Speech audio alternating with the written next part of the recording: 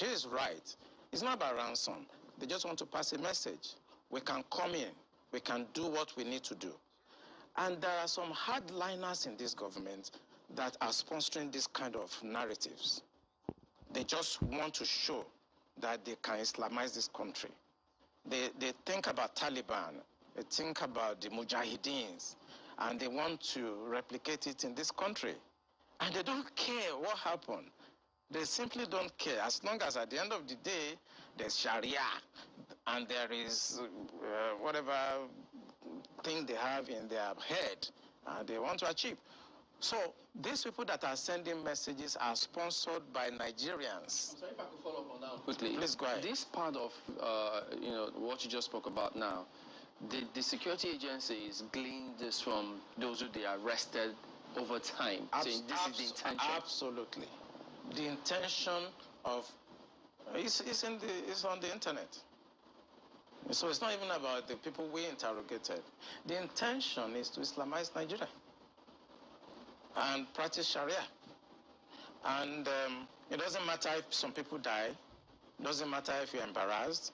It doesn't matter if our economy has generated. Look at the interest rate. Look at the inflation rate. Look at the debt profile of Nigeria. They don't care. As long as at the end, the Quran is at the sea. So some people in this country have this mindset. And we must tell the truth. If you tell the truth, you die. If you don't tell it, you die. Some people have this mindset to Islamize the nation. And they are in the government. And people know them. The DSS know them. The NIA know them. The DIA knows them. Because it is the DIA that conducted the operations, that arrested these sponsors. So they know them. Yes, that was from Dr. Kunde Olawumi, 2016. He wanted to end them. You will listen to the story, let it not be that I'm telling you. And they discovered that senators, people in government now, senators, governors, people in Aso Rock are in charge of Boko Haram in Nigeria. This information alone is enough to cause a revolution. It's enough to organize 100 million people and close down everywhere. How can you be sponsoring, as a government, be sponsoring insecurity against your people? How? So, before I leave you with the video, this article is from People's Gazette. I saw the news from there, and it reads that the Nigeria and Israel have reaffirmed their commitment to deepening collaboration in key areas including counter-terrorism intelligence, information sharing, security, financing, and training. So this was disclosed in a joint communique signed by Nigeria's Deputy Foreign Minister Bianca Odumegu Ojukwu and her Israeli counterpart Sharon Hasken Harpash. The communique was issued following a high-level political meeting held on Monday. According to the communique, the meeting reflected the enduring and strategic partnership between both nations. The discussion focused on critical multilateral issues such as global security, counterterrorism, and bilateral political and economic cooperation. Both ministers endorsed the exchange of valuable ideas and initiatives that emerged during the dialogue. The article continues. Let me pause it here. So, that is the reason why I said that Bianca Ojukwu going there to discuss about military intelligence, and I don't think it's what the Nigerian state is going to take serious. Because I know that if they involve Israel in the fight against insurgency and allow Israel to come and help them fight, Israel will make a difference. But that could affect politicians who are sponsoring and benefiting from all this crisis. Anyway, take a listen to Dr. Kunde Olawumi. About ransom, they just want to pass a message. We can come in. We can do what we need to do. And there are some hardliners in this government that are sponsoring this kind of narratives. They just want to show that they can Islamize this country. They think about Taliban. They think about the Mujahideens. And they want to replicate it in this country. And they don't care what happened. They simply don't care. As long as at the end of the day, there's Sharia, and there is whatever thing they have in their head, they want to achieve. So these people that are sending messages are sponsored by Nigerians. You remember this Boko Haram issue started since, and I was in the military intelligence that time. We arrested those people, It is my organization that actually conducts interrogation and interview. And they mention names. I can't come on air and start mentioning names of people that are presently in government now that I know, presently in government, that the boys that we arrested mentioned. Some of them are governors now. Some of them are in the Senate. Some of them are in Aso Rock. The intention is to Islamize Nigeria and practice Sharia.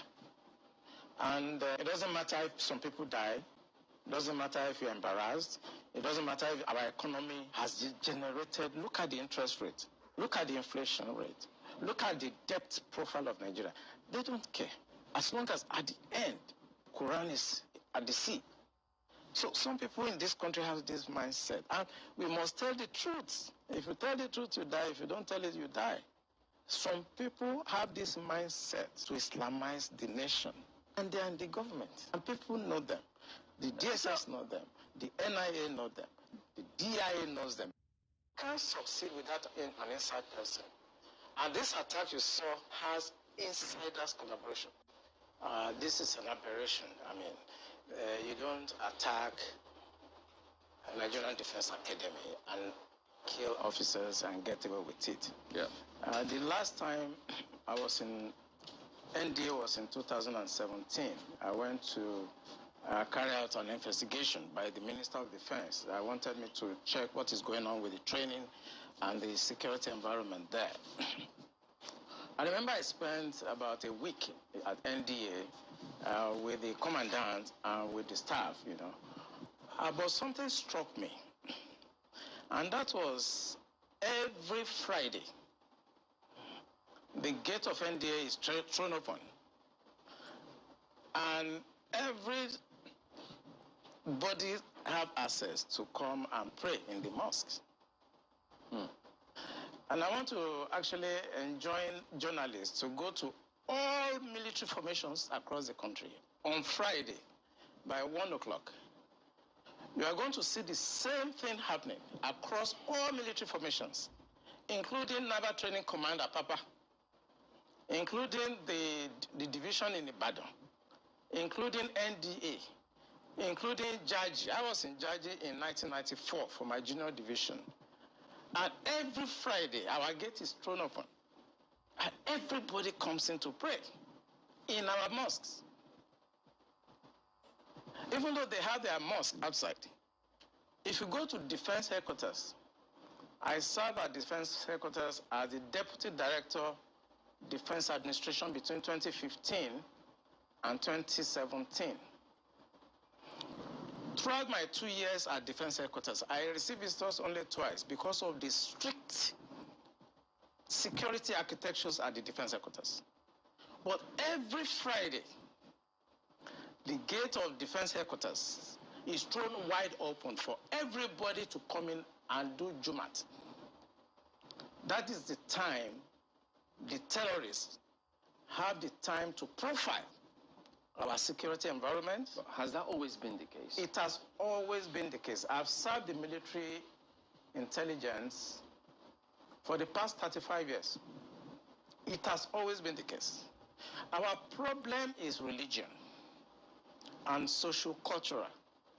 I mean, people will expect me to come here and start talking about kinetics, about operation and so on. I've been an operational commander all my life.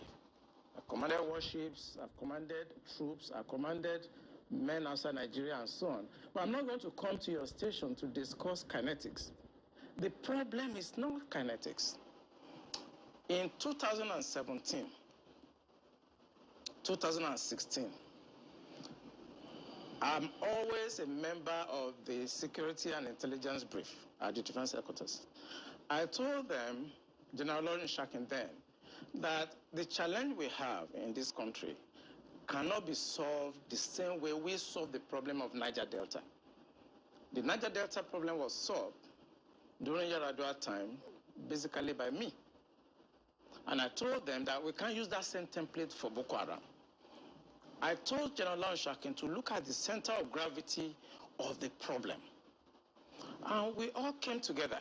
I was made a member of the committee, including Atahiru that just died was a member of that committee in 2016, 2017. And we came to a conclusion after several arguments. And the arguments were three. To identify the center of gravity of the problem, one group said it is the fighters, the Boko Haram fighters are the center of gravity, so we should go after them. Another group said the center of gravity of Boko Haram is Abubakar Shekau. So if we go after Abubakar Shekau, then the problem of Boko Haram will be solved. I took exception to the group. I said that is not the center of gravity of the problem of Boko Haram insurgency that we were having between that 2012 and 2017. And General Lanshakin asked me, Olami, why are you giving problem? What is the problem? Give us the answer. And I told General Lanshakin that if I tell you the answer, you're not going to be able to solve the problem. He said, what is the problem? I said, the center of gravity of Boko Haram and insurgency in Nigeria are the sponsors of that program. It was beyond us. Because the job we need to do is kinetics. Fight, destroy places, resolve issues. Yep. But we cannot resolve issue of sponsors of Boko Haram that were in Buhari's government, that we know them. When you say we, who?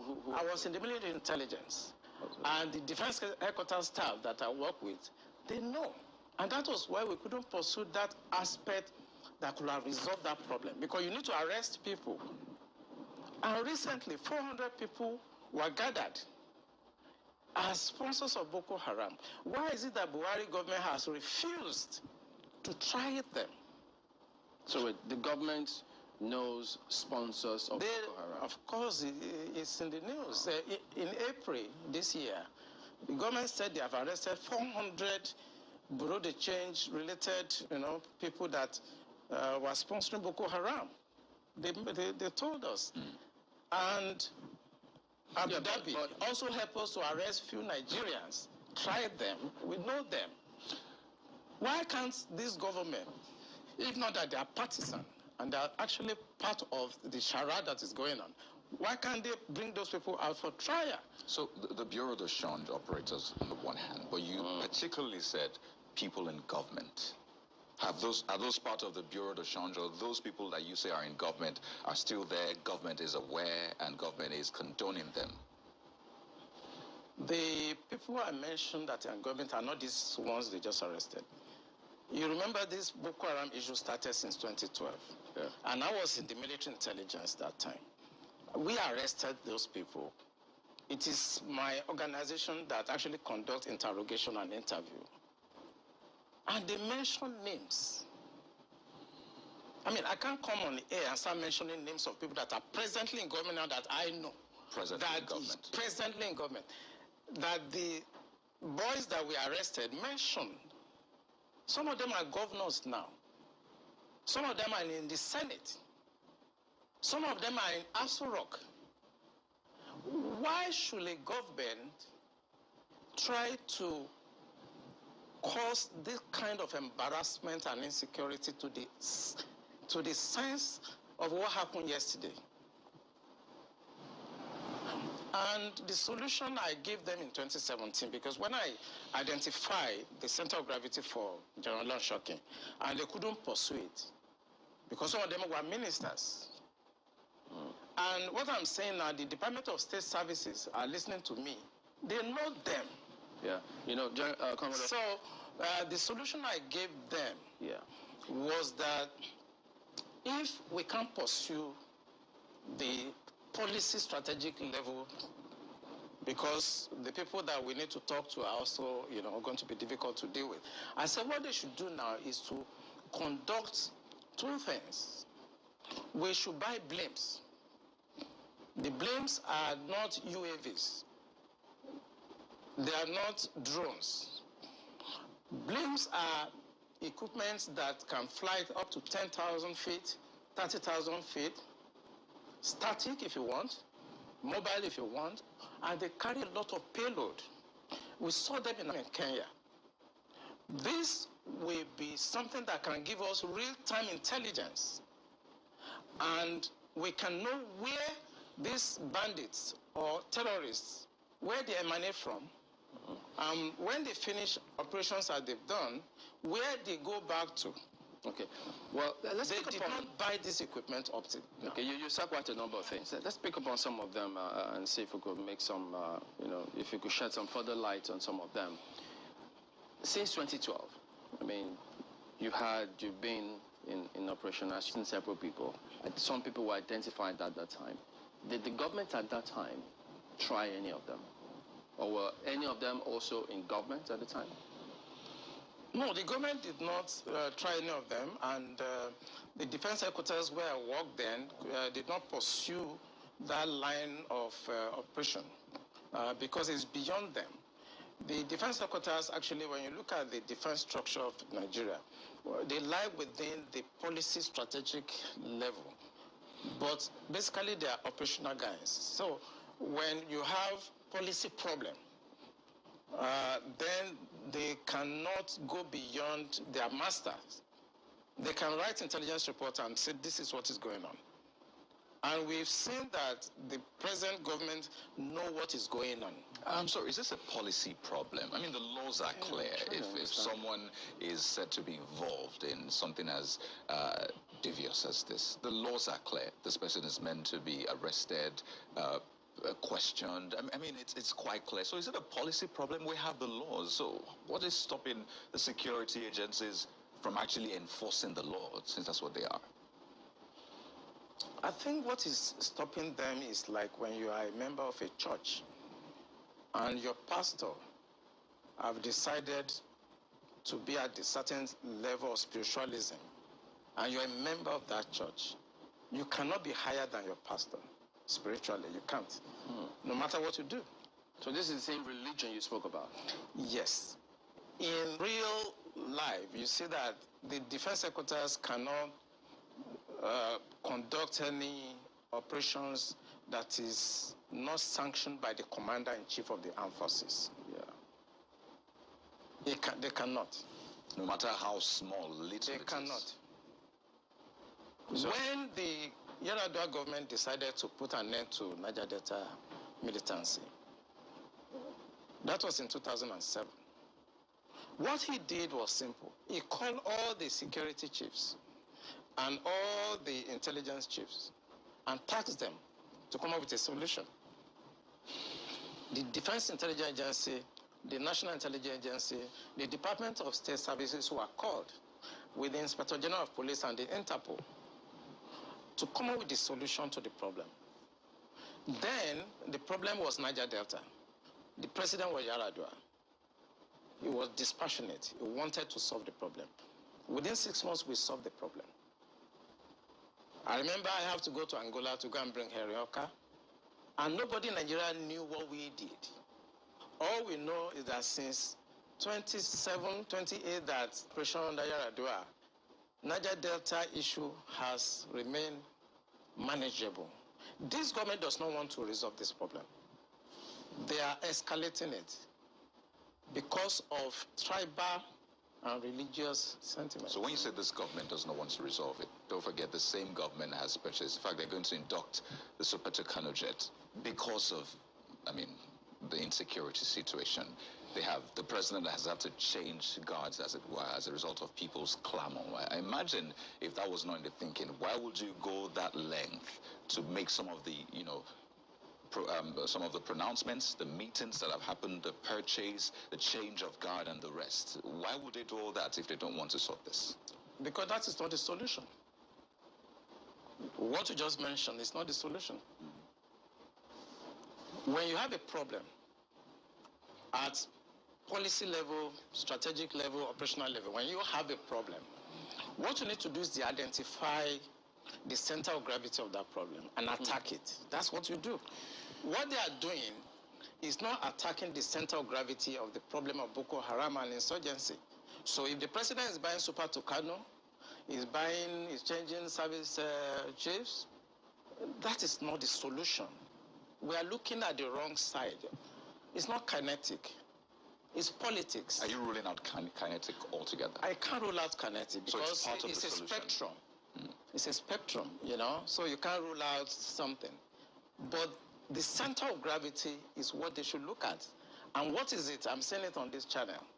It is the sponsor of Boko Haram and bandits. And speaking about the sponsors, you know, when you say the DSS, and yeah, they could be listening to you, but so they profile, part of their responsibility is to profile all of these persons before they either vie for elections or before, excuse me, they are nominated for any of these positions. Doesn't that happen? Don't they get intel and say, look, this and this is what we found, and then we don't think that this should proceed further? Doesn't that happen? It does. You know, when I worked with the DSS in 2007, because when Yar'Adua approved the operational we did, we now have to work together as a team. He actually forced all of us to sit down together and work together. I was surprised at the tremendous amount of information had by DSS. I was shocked. We in DI, I was in Defense Intelligence Agency, and when they were forced to bring out the files, I was shocked. They have so much information at DSS presently about what I'm talking about. They have. But you see, if a fish is going to get spoiled, it's going to start getting spoiled from the head. The DSS will not do anything except the Commander-in-Chief's body language shows that this is the direction I want to go. That is where the problem is. The DSS has tremendous information. By the time 2023 is here and somebody take over and wants to undo some of this evil that I've seen in this country, you will be surprised names that the DSS will bring out. They have the information. There's nothing I'm going to say here that they don't have. The defense headquarters have the solution for the kinetic aspect. They do. I'm not going to come here to advise them. I work with them, and they're still there. The Chief of Naval Staff was in the intelligence with me. We were together in Defense Intelligence Agency. That's Vice Admiral Gambo. I know these people are good. They know what to do. It's not that they have problems. It has to do with politics, the sponsors, people that feel that this country should be Islamized. You know, assuming but not conceding that, that all of this is the case. So what is the end game? Because I imagine as a strategist, that's what you think about. So these things are happening. What is the end game? So why will this be allowed to fester? For what purpose? The end game for them, because we did, normally when you want to look at this type of challenges, what you do is that you go through what we call the intelligence circle, okay? When you do the processing and you do the analysis before dissemination point, you discover that the end game for them is to just turn this country into like a Taliban type of country. And it's a mindset. And anything goes. In other words, 10% casualties, 20% casualties is allowed in trying to achieve the end game of Islamizing this country. That's for the terrorists, the bandits. It's not for the terrorists and the bandits, for the sponsors. Because I told you, and I will repeat on this channel, the sponsors of Boko Haram and the bandits are the problems. And defense headquarters, the army headquarters, the naval headquarters, the air force cannot do anything about that. Buhari has to do something about that. The Interpol has the list of those people that are sponsoring Boko Haram. I work with Interpol. They should ask, if they don't know, they should ask. The government of Dubai, they have the list of those people. During the trial of those people that were caught, names were mentioned. They have the list. The government also told us that they've arrested 400 sponsors of Boko Haram. Why should the government not try those people and bring peace and harmony and safety to this nation? Why won't a government do that? Those people that are going to harass cadets and officers in NDA, they live around the place. I know NDA very well. I was in Georgia, I was in NDA as young officers, and I know the area very well. They live around the place. So why can't you put up a blimp that can see what they are doing in real time and eliminate them? Why won't you do that? In fact, there were more details saying that some persons slept up, but we'll come to that hopefully. Markwe has got some questions for you. Markwe? Thank you, Chamberlain. Much as we're looking at it looks like we're looking at the remote causes. The immediate causes, I think, is what is worrying a lot of people in terms of the significance of the attack. For some people, they're wondering, what do you think were the bandits trying to pass home a message when they chose the National Defense Academy as the area of the attack? I mean, as the area they decided to attack. Because normally people know that military installations, for instance, if you were to, I mean, you've talked about how the military institutions are usually open to the public on Fridays. There'll be questions as to this attack did not happen on a Friday. It happened on a Tuesday. So the guards were supposed to have been up. So there'll be questions as to what happened, how was the perimeter breached, what about the guards that are usually mounted on, watchtowers, what were they doing? Were they asleep? There'll be areas where there are CCTV cameras. What happened in those areas as well?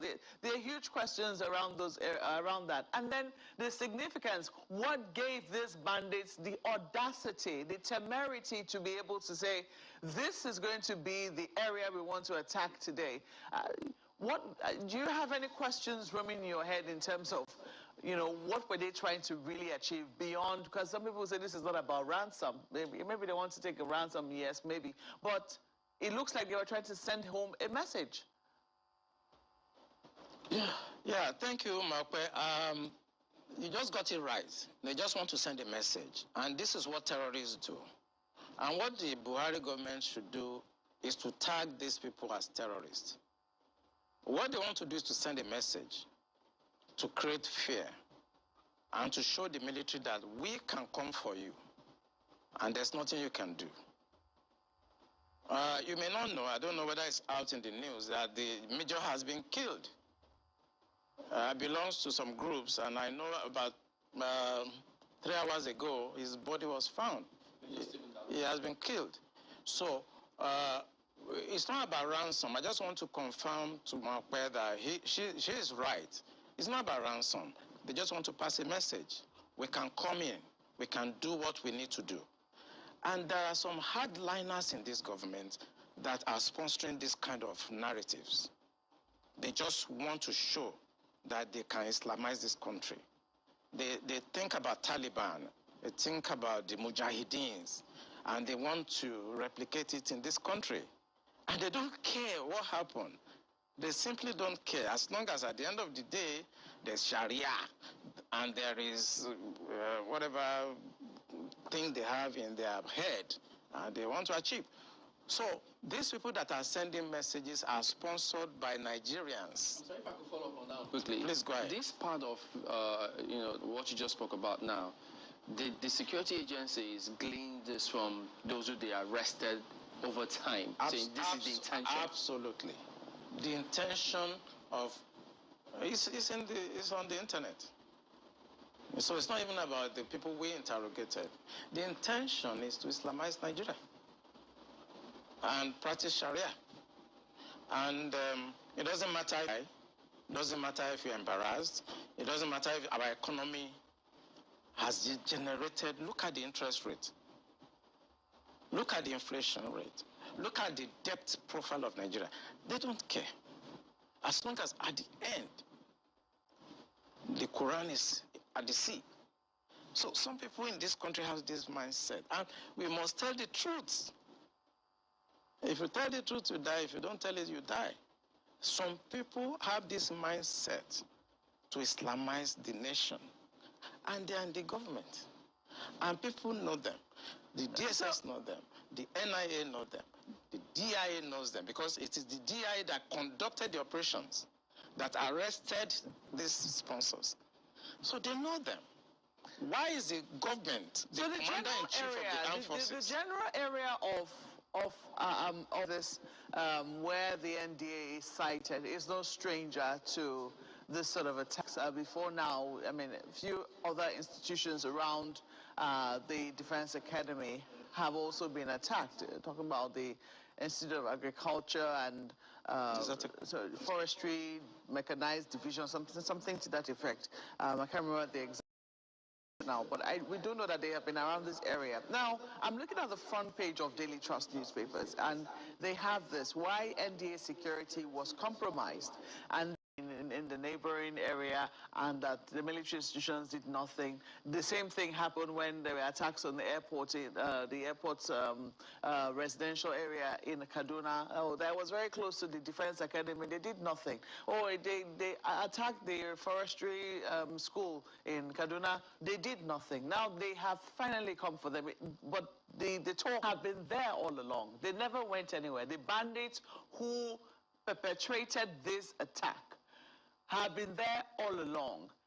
Does the military really need, I mean, if this is something that is of concern to the security agencies, because it was only a matter of time from what it would seem that we're reading that these attacks were going to happen, it didn't really need to wait this long before they took action against people they knew were a security threat to not just them, but also the people around their environment. Yeah, Maupe, I may also shock you that some cadets have been abducted before now. And when they took these cadets away, and they demanded for ransom, as low as 400,000 naira at that time, the cadets were released after the ransom were paid. And the cadet told them that where they took them to, that they could hear the parade going on in NDA, that they were not taken far away from NDA, that every morning they hear the parade and the programs going on in NDA while they were in the camp of the terrorists. You are right. These people live around NDA. It's about socio-cultural issue. As long as you are a Muslim and you speak Fufude or Hausa, you can do whatever you like and fraternize with the military and go in and out of the barracks. You are saying that the attack did not happen on Friday. Of course, it will not happen on Friday, but they have enough time to carry out surveillance. They have enough time to have insiders that will work with them. The problem is that journalists should go around our military institution this Friday and carry the decadence, the security breach that goes on